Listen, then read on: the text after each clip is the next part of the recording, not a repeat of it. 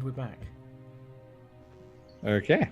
So with what Eleanor said about, look at that, we're involved now, Ver's just going to turn around and go, I haven't had a chance to make many friends. I don't want to lose them.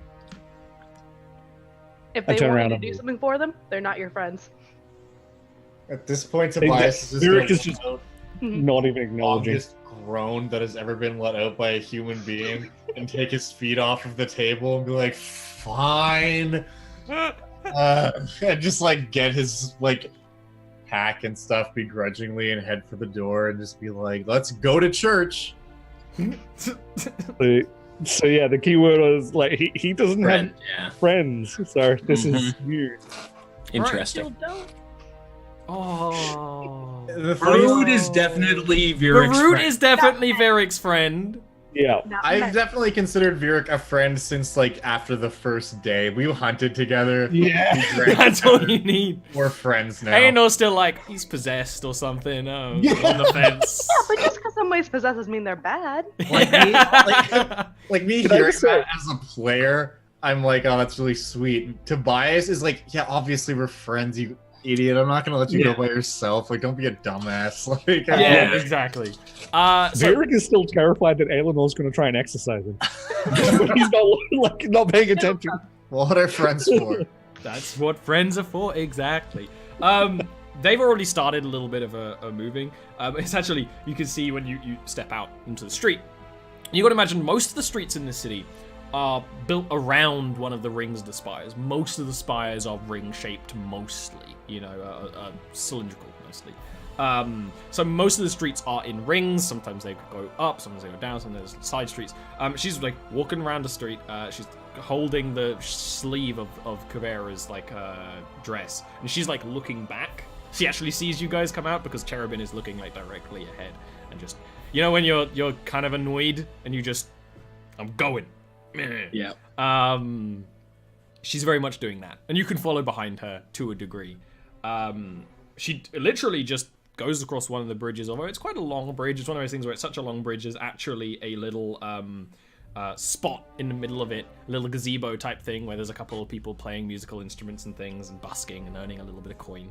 And heads up to the next spire, and will you can very clearly see that this is some kind of church or chapel, but almost all the buildings and exteriors have some degree of decoration on them, although they don't always seem to match whatever the building is. There's just all of the spires have just an overabundance of design to them, and some of them even have so little that it's clearly deliberate,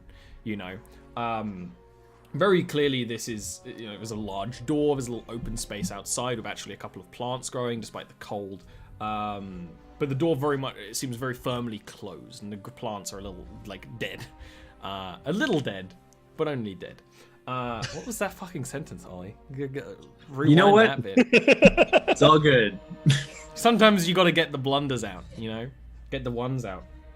She goes to the door, she'll actually turn around, and there's a little bit of surprise that you're all following behind her, but she doesn't let it completely show on her face, but she doesn't have a very good poker face. And she will fumble in her purse, take out a ring of keys, and she will unlock this front door. And you go inside, it just goes in to the space. But it's very similar to a university lecture hall. It's almost a sloping stairwell down of pews to a central spot where there is an altar, and there are some decorations. There is a stained glass on the back wall that is not a window. You've seen the outside of this place. It cannot be going to a window. It's going to stone, but there's still a soft light resonating through it, and it's of that almost crucifix-like arms outstretched figure of a tiefling with several large ornate horns. But you can see the detail in this much more. It's one of those. There's a lot of detail gone into this stained glass, and it's empty. It's empty and even a little dusty in here. A couple of cobwebs and things. There's very high vaulted ceilings, almost like a theater hall, and a couple of doors at the bottom, that clearly go into spaces of the church. And she'll just walk down to the center with Kavera, and then she'll open up some of the side doors. She'll basically check a box which is on the side of the raised altar type area, and we'll go through it. And then you realize she's literally going through mail. These are literally letters. And she puts one aside, and then she opens up some of the side doors, goes in. Would any of you follow her, or just kind of like? I'm examining the stained glass at this point, and I'm looking at the intricacies of the detail as much as I can, and just kind of appreciating. I'd be curious enough to sort of just wander around following. Yeah, If she doesn't want me to, I'll stop. She doesn't stop you. It's clear there's not a whole lot here, but like this is clearly the church. This room, the side rooms that go off the side of a living space, area to cook food, area to relax, area to sleep and stuff. Clearly not been lived in for a while. If she was expecting anyone else here, roll me a perception check, Virik. Ooh, okay. I'm just gonna be sticking close to the door. I'm not gonna go in too far. You don't see anyone else there. Once she's done a full round of the place, she comes back in and nods and is like, "Well, here I am. This is where I'm meant to be." I'm still looking at the stained glass at this point, because I'm like really just looking at the details of it and looking at the figure and trying to get as much out of that as I can, just from a curiosity standpoint about what they view as a deity figure, compared to what other cultures do. It's very mortal.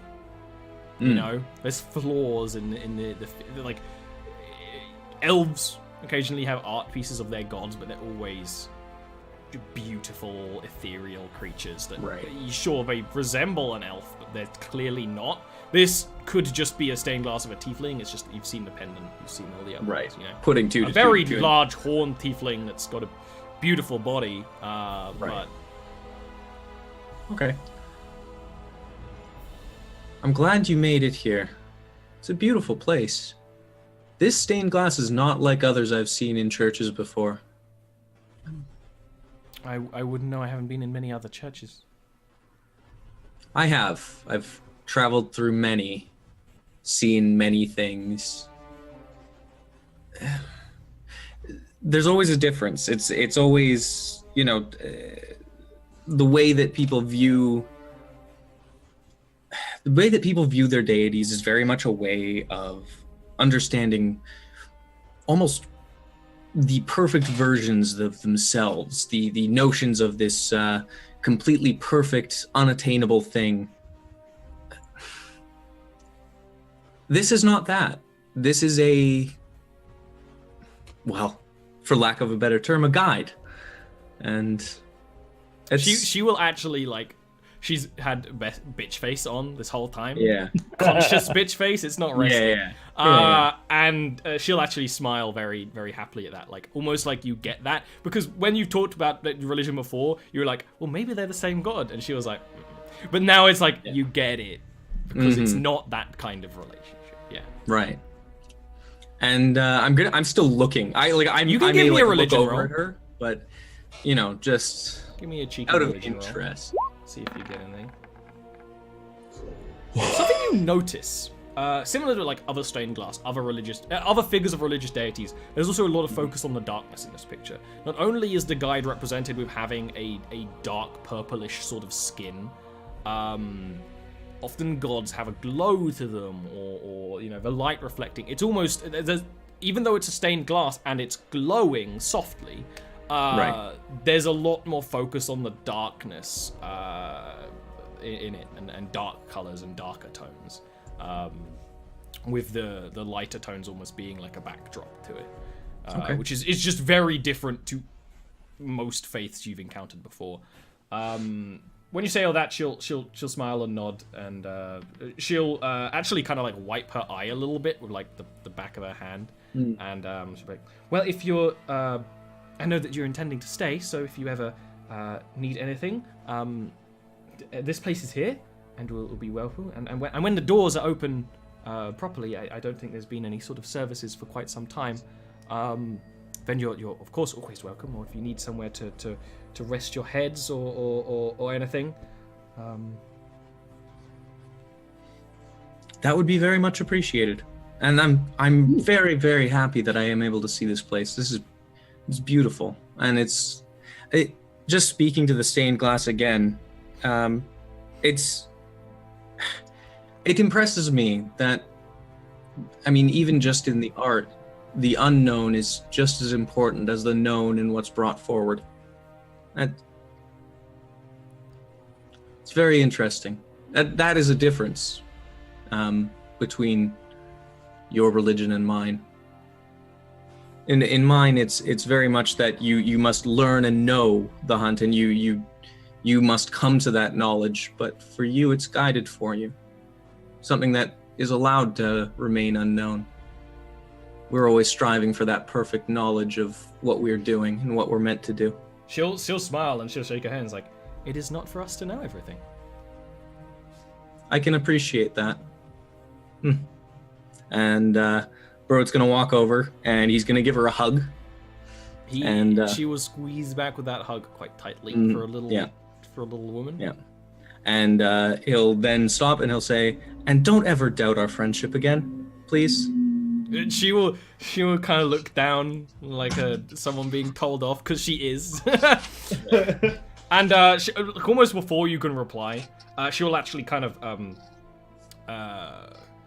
shake her head, and she'll actually go to one of the letters, and she will actually kind of hand it out towards you. It's a letter with finery all over it. It's engraved already. It's embroidered with filigree and no a wax seal, but no symbol on it. And she's opened it while she was looking around. Right. Says, I think you'll get more use of this than me. It's convenient that we got back as quickly as we did. Well, thank you. And I'll take the letter and kind of just look Calm. confused. Yeah. But yeah, just hold it for now.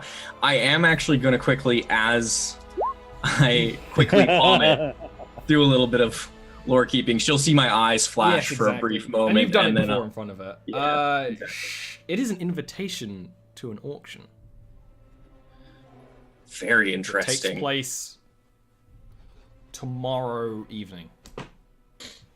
Okay. And I'm going to pass it back to Virik, who I assume is kind of behind me right now. That was exactly what I assumed. And kind of Yeah. knowing what you did, she'll smile and is like, it might seem like a coincidence, but the guide puts us all on a path. And it's not to be Interesting. And I'm going to give her a nice big smile again and say, I'll be back. And we'll talk more soon. And going to give her another hug quickly. And then, She will Very give you good a for a kiss hug on the too. cheek on the Aw. second hug. Mm. She won't give you a kiss on the cheek. What a boss monster. Exactly. Spiky over there. Yeah. Very could also go to I respect the Kavara. Tobias, like everyone's getting hugs in the wave. That's me. That's me most of the time. I just give like a nod. I don't even bother waving. Very could go to Kavara and just like we have an office in this city. Like they told us that we had there was an Greyfist office in the city, right? Yes. Yeah. And he would just go to if you ever need anything and can't find us, just ask for me at the Greyfist office here. Just if you need anything. She'll nod. She doesn't really say anything. She's clearly a little overwhelmed, which is Why didn't go for the hug? Yeah. She'll hug you back quite happily. She's crying a little. Yeah. Oh. All right, and then you head off Okay. back into the street. Perfect.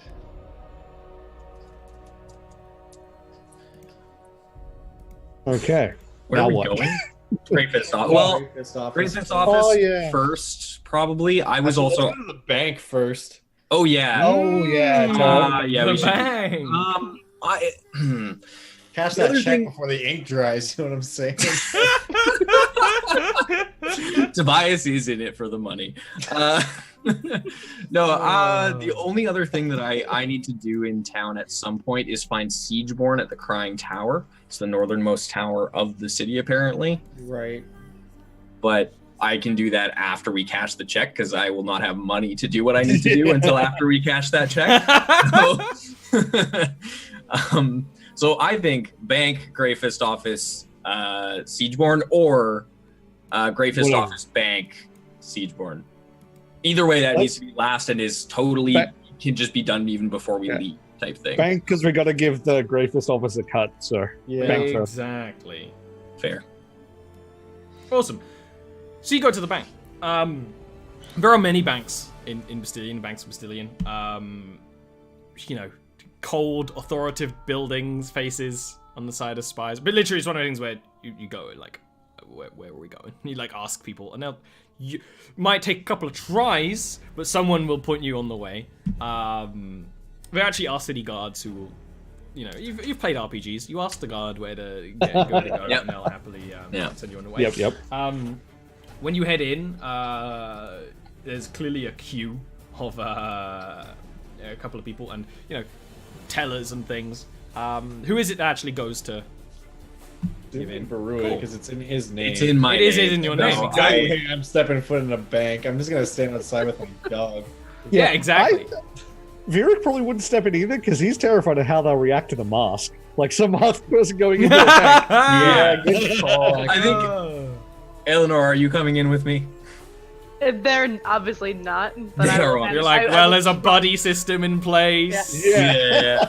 It's a required feature that we don't split the party too much. After what happened when you went out with the Baroness onto the porch. That's true. Look, it's been a rule since like episode 3 that we don't split up that It's much. just smart to use a buddy system. That's why I love having parties that have groups of 2. The Monday game has 6 people, so there's 3 groups of buddies. That works. And I like giving them all team names too. I don't know what Aelinor and Barut's team name is. We should come up. Well, I mean, we're both Faithful. holy nice. When you go into the bank, and the this music's very dramatic for bank. Let me find it. Oh no! The bank. Probably. When you go through the queue, and there's a bit of a queue, but Barut does not mind. Aelinor's probably like. I'm fidgeting. Yeah.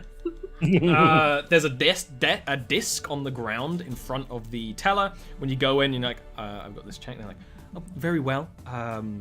Please 1 moment. And so it clearly like presses a button. And you see the disc, like the outline of the disc glow slightly, and just says, "Now are you, Barut, Bainirin? Bainirwam?" Barut Benerin. And it's very nice to meet you. Kind of like seems clearly looks at something out of you, looks back, says, "And was this check given to you as part of a lawful and acceptable transaction?" Yes, we are Greyfists. We completed a contract.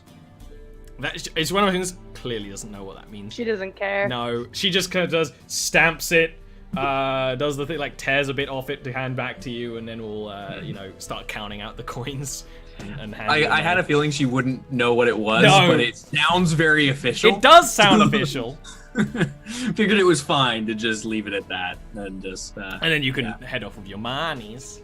Cool. While they're in there, I'm just gonna be like looking at this building and then looking to Virik and being like, "This is the stupidest thing I've ever seen. They just keep all of their money in this one building, and then you have to go in with a piece of paper that explains that you own some of the money, and then they give it to you.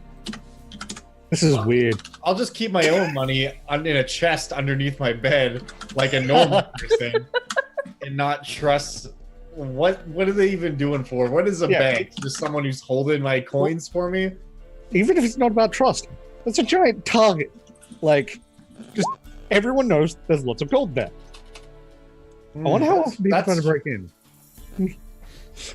I just like give you a look like seeing the wheels turning.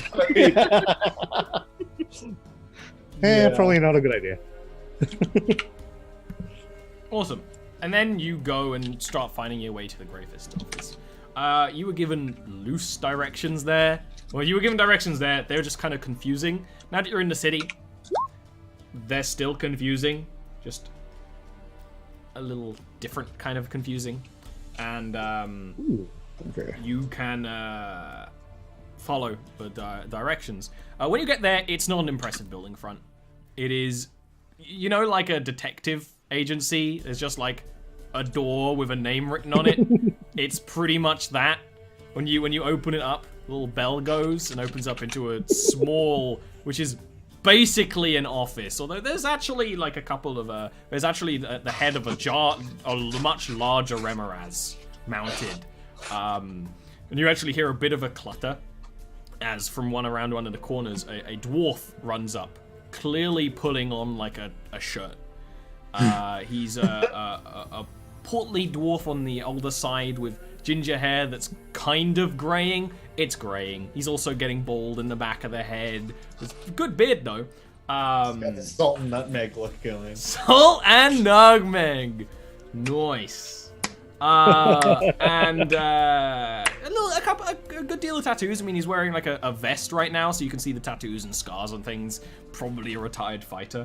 They were like, "Oh, you need something killed? I can get contract papers here for you." That won't be necessary. And I'm gonna pull out a gold pouch of 240, which is the cut for the Grey Fists. Just dropping off a cut for the Grey Fists. Oh, you must be some of the new recruits. All right. Yeah, don't often have people come down. They don't tell me nothing. So, you know, like Typical Grey Fist, am I right? and he'll mutter like typical Northerners. It's actually something you notice is that this building does have an outside window, and there is a small rookery. So this clearly is meant for messages back and forth. And he'll actually start writing one which is in common, because most of the Grey Fist stuff operates in common, which is pretty much, you know, a group of people finding around here being Grey Fists. Like, it basically just gives descriptions of you because it doesn't know your names. And it's just writing it while you're there, and it's like, well, glad to see you here. I assume you're probably wanting contracts as well. If there are some available, yes. They aren't. None right now. None right now? Well, But if you can there all are feel any- free to go and look, and I can check the legitimacy of them. Not Sure. just sometimes there isn't anything to kill, but usually there is something to kill. Just people haven't found it yet or don't know to tell us. Right, of course. Where are you from, by the way? Do I recognize his accent? History roll.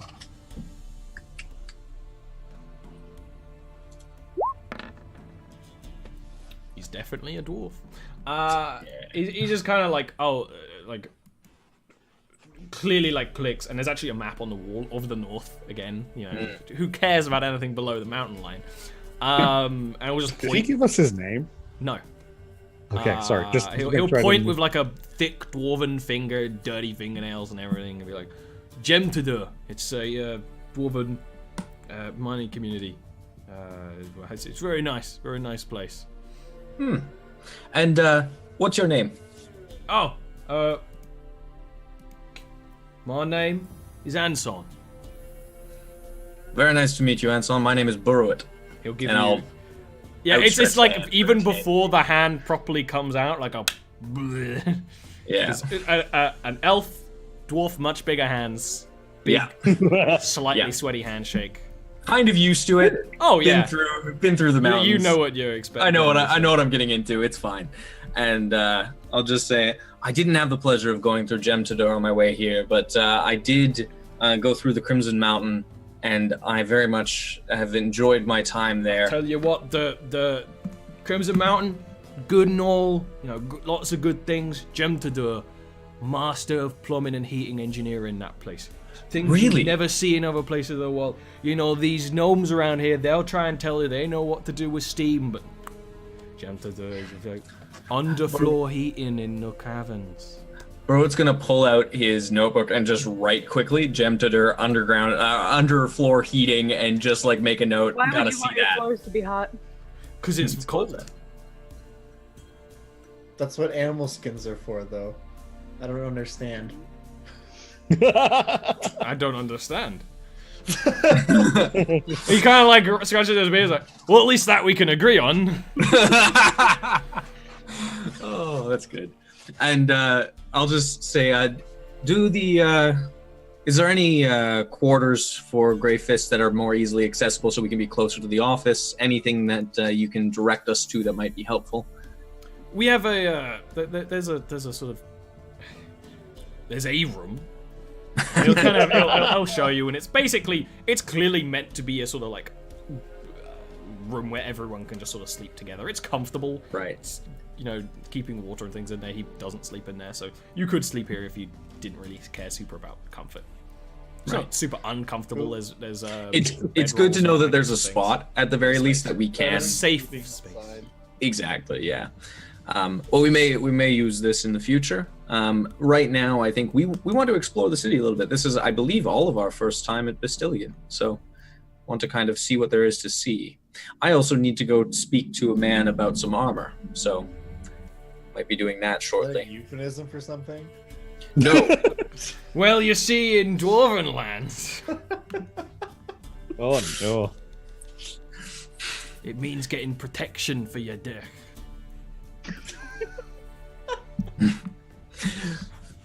Do you happen to know anything about the Weeping Tower? Oh, just weird. I don't like. I really Weeping or don't crying? believe. I always translate those two differently. Is it weeping or crying?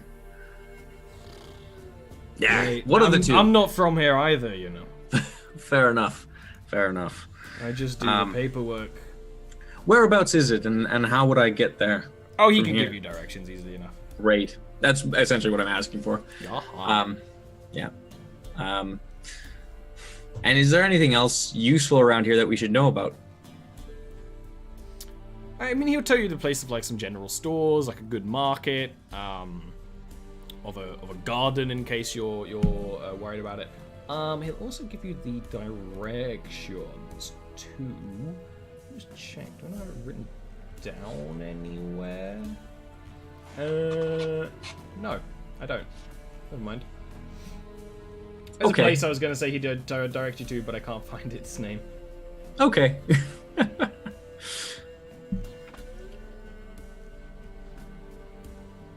That's that.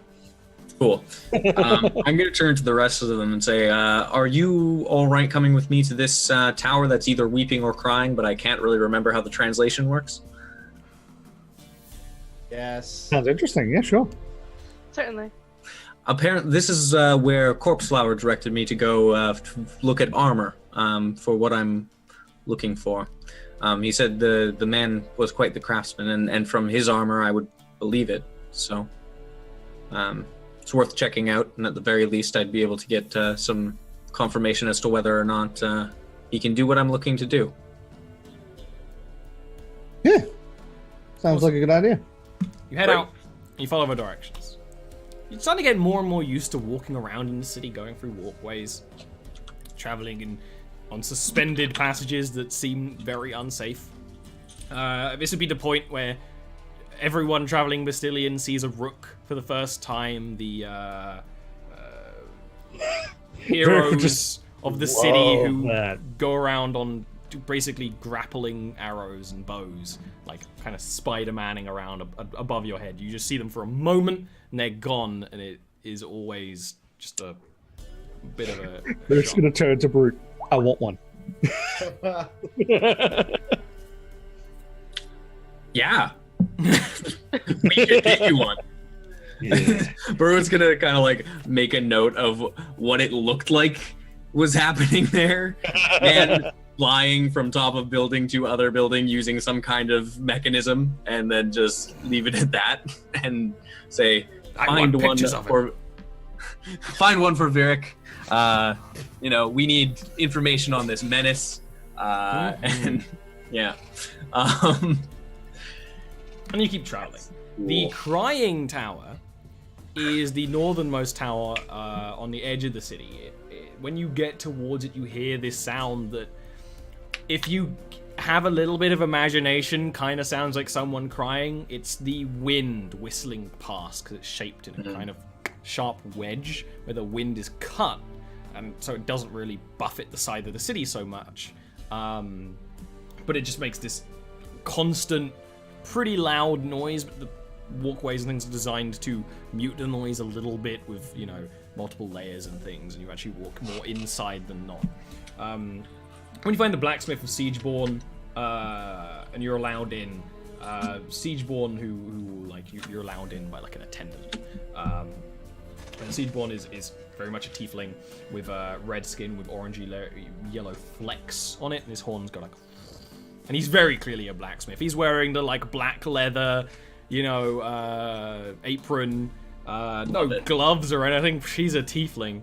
And the forge is a very condensed but very like functioning forge. It's warm, and there's like ingots of metal ready on the side that are clearly dark iron. And he'll kind of look at the lot of you and just smile and be like, "You're here for some equipment, I can see." I am in particular. I was referred to you by a man named Corpse Flower. I remember him. So, you're wanting armor then? I am, yes. I'm looking to get a half plate. I'm looking to do something in particular with it, though, and I'm actually going to remove my cloak that's kind of like covering up my chest right now, and I'm going to show the stag head that I have. Yeah, and just say, I want this incorporated into the design. Very specifically, this piece, though. That one specifically. Yeah, and I'm actually gonna take my dagger and I'm gonna kind of pry it off. And it like moves, like. Yeah, because it shifts and it clicks, and there's a small little centering hole there that kind of settles into, and I'm just gonna remove that, and I'm gonna show him, and it's a fine-ish construction. It's not amazing. It's mountain elf construction, so it's They just don't have the space or materials to make anything masterwork or masterwork in the conventional. He's clearly thinking about it, but he nods and's like, "I can do that. I can very much do that." This is kind of your thing, right? The stag. It is a religious symbol, though for me this is actually more of a connection to somebody. This particular piece was from the armor of my friend who fell. And I carry him with me. Reminds me of my purpose. Sorry to hear that, mate, but you know what? He'll be with you in the best damn suit of armor you've ever worn in your life. I'm glad to hear it, and I'd be okay with making this a permanent addition to this armor. I intend on wearing it for a long time, and if Corpse Flower has given me good information, then, well, you're the best. He'll smile a little more at that. While he's doing that, he's kind of putting ingots of dark iron into a crucible that he kind of puts his hands on, and it starts to heat and it starts to bubble and boil. Very interesting seeing a metal so dark turn molten, because it's like bright and dark at the same time. And he nods and just say, "Give me a week of time and you'll have a suit of armor that will make everyone jealous and save your life at the same time." That's what I'm looking for. What would be the cost? Hey, Japan, I'm trying to find it. Sorry. And you're very good. Half plate is I don't know where $7.50. things in the book are. It's $7.50. Okay. No additional cost, it's just custom. Okay. built. Yeah, okay. I am going to hand him 500 now. And I'm going to say, he has no problem with that. and the rest upon completion? Seems Excellent. perfectly fine to me. Excellent. Then I look forward to seeing you in about a week. And I will give him. I don't know that much about tieflings in terms of actual like greetings or anything like that. I'm pretty sure the only thing I have to go on is cherubim, but I'm not going to give this guy a hug. So I'm going to give him a fairly standard bow, and it's going to be an elven bow because it's what he would expect from me. He clearly like to the others, because you're bowing. He like raises an eyebrow and like chuckles a little, like, "What are you doing?" Yeah. What But are like, you doing? What are you? We don't do that here. I will. Yeah, well, exactly. Yeah. Virik would actually ask him, do you just work with metal, or do you work with stuff like more like, and he's going to look at the leather plate, and then it's like, or like chitin and stuff, or do you know someone who does that? I mostly work with metal, mate. It's metal armor, metal statuettes, things like that. You'd be surprised how many religions there are in this city, and pretty much every single one wants a little personal trinket to carry around. And he kind of like actually turns to Brute, like, "You want a stag?" I Burwood's gonna say, no, I'm all right. The armor is all I need. I'm not really all that focused on my god. It's more the family and the friends connection that it has brought me.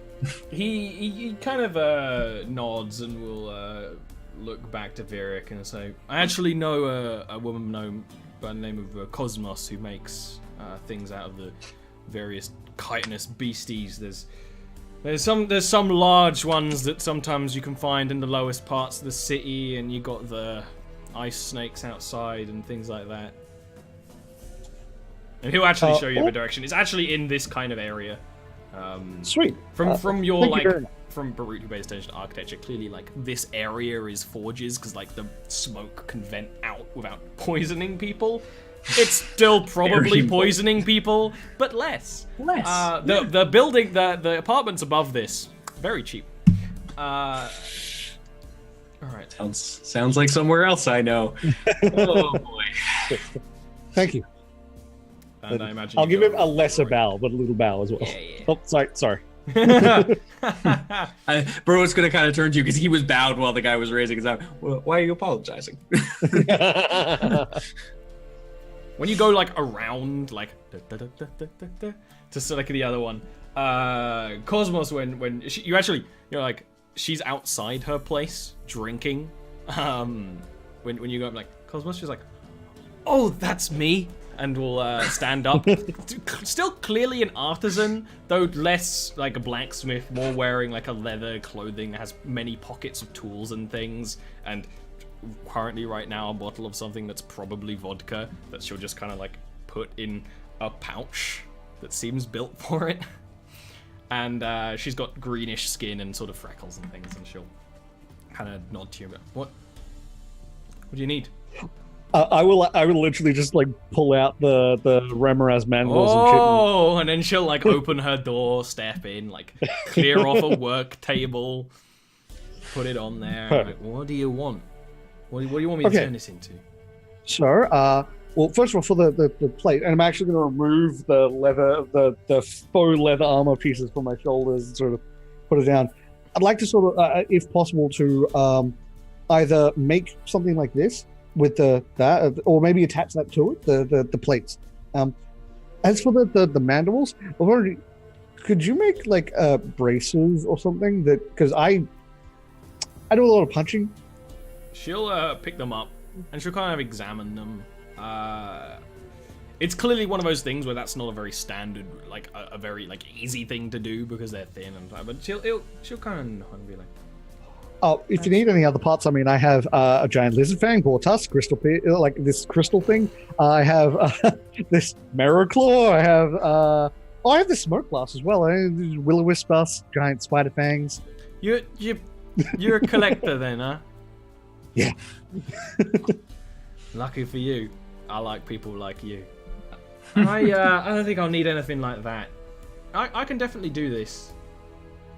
I don't know if I'm gonna need to do some stress testing to know if they'd actually be capable for combat. Okay. But if not, they'll look scary as hell, which honestly is sometimes more useful. I can imagine, like she kind of like motions to the mask, like I imagine that's kind of your thing. Very much so. Yeah, I could do. I mean, the blue doesn't really match with the mask. I could change that. You can? Yeah. Yes. Yeah, that would be awesome. Yeah. Okay, easy. Perfect. All right. Yes. She's an artiste. She's an artist. 400 gold. Like, we'll see how strong they end up being. Okay. And Dirk will actually pull out the full 400 and just give it to her, like outright to begin with. She'll just pocket that. Yeah. All right. Give me a week. Awesome. Thank you. Is it do the little bow again? Awesome. What now? Okay. Then gotta leave. Yes. Move those from my pack.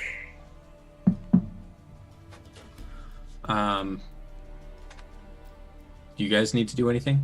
And by Or now gonna it's turn to getting Tobias and- even afternoon. Right. Yeah. Do you want to see the city? Oh yeah, I mean, yeah, I'm gonna like look around, but there's nothing that I really need. Yeah. I if we want to happen find. across something interesting, maybe. But You also yeah. haven't told them about the letter yet. Well, I mean, did they see? No, sorry. You handed it to Varric. Right. Yeah, True. we were closer by the door. Yeah. Oh yeah. And Well, you didn't read it out loud. I have an idea. No. So True. when we walk out and we're like, "What do we do now?" Rick's just go, "Oh right," yeah, literally. like, and he's gonna like hand it to the other, like the others, like, "Where is this place? Should we maybe like check it out? I don't know. At least see what's going on." The address.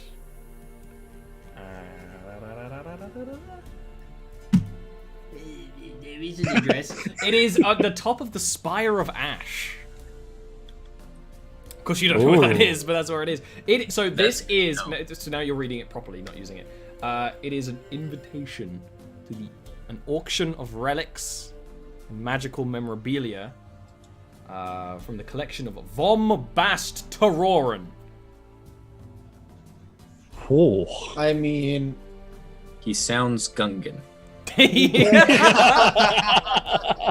Un petit peu. I mean, you Von get an invitation to a magic auction. You don't say no. I mean, Well, you two have money left. I mean, the three of you might have money left. I don't have very much money left, and what I have is going to be wrapped up in getting this armor. In fact, I'm a little bit short, but I'm hoping to make a little bit of money before the week's out. Well, About 75 gold short. So. You need to borrow money. Well, I appreciate. You know where the that. bank is. Yeah, I do know where the bank is. I That's- meant for I me. know. And that certainly wouldn't be a problem. This does seem like more your thing. I am interested just from a curiosity standpoint. Whether or not we buy anything is a whole other question, but even just understanding more about what is out Yeah. there. They'll And I'm probably sure- surveil at these things. Well, perhaps we should surveil the There's- surveillance. If they're smart, they sell ale at these things. Oh, I heard something very different. You heard No, surveil, which would have been I heard is a bit surveil. too big of a word for Tobias. Tobias. No, I definitely. But Bruitt heard you say surveil. They must surveil these things. They must keep them under Actually, the watch. invitation does say that there is food and drink provided with the invitation. Well, I'm. That's game. not until tomorrow, right? hmm What time? Tomorrow afternoon. Tomorrow evening. Alright. It just says. evening. Well, we might want to find our way there and see if we can find an inn along the way, somewhere to stay. I don't know if we want to stay at the Boiling Barrel, but that was accommodations. I want more room. I don't know that we're going to find it in this city, but it's a nice thought. You find it, it'll cost. Mm. It'll cost you. You can definitely find it. I mean, I think we should try and at least find our way there so we know where we're going tomorrow. I think it's a good idea. And I'm going to find the nearest guard and ask them where it is. Oh, As much as I trust- you say that, and he's like, "It's over there. Sorry for your loss." Oh. What? Oh. Traveling to the Spire of Ash. Have you lost someone recently? Oh. When he says that, I'm just gonna be like, no, we're gonna go to like a party. Like we're gonna buy some stuff. Probably get drunk. Burrow's gonna turn to the. It's gonna be good. Hmm. We're super stoked. Hmm. We're He's gonna put his hand on Tobias' mouth. It just keeps getting better. I'm gonna turn to the guard and I'm gonna say, "I'm so sorry. We're new here. We were given an invitation to an auction, but we don't know anything about it, and we don't know anything about the spire. So we thought we'd go there first and learn a little bit before we went to this auction tomorrow."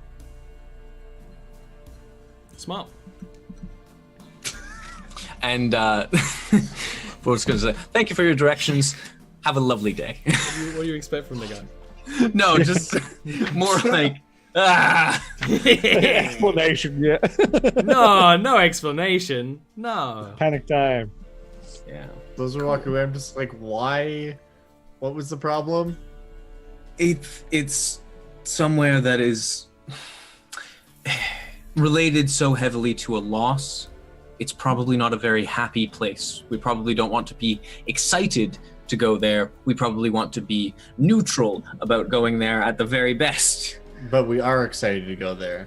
Absolutely, but we don't necessarily want to show people that. I mean, I'm not gonna lie to the guy. I'm not asking you to lie. I'm simply asking you to not show the full range of your emotions at that moment in time. I will try to Sounds keep. like a lie. Yeah, Imagine. I will try to keep my How do I put this? feelings. Certainly feels like a lie. Let me try and explain this a little bit better. You don't ever need to talk. You don't need to say anything. That is an option. Oh. What I struggle with very much myself. But if you're not sure about the whether or not you'd be telling someone something that they want to hear, you can just not. You can just not. Barry could be laughing his ass off at this because, like, this is I'm the one always of us sure of what I want to say. understands. I'm not asking you to lie. I'm simply asking you to not open your mouth in that situation. Now, that being said, when we're not talking to someone who clearly just said sorry for your loss, you're absolutely more than absolutely be excited and tell us about it, because I want to know how excited you are. But we didn't have a loss, so Precisely. so it's fine for us to be excited about it then.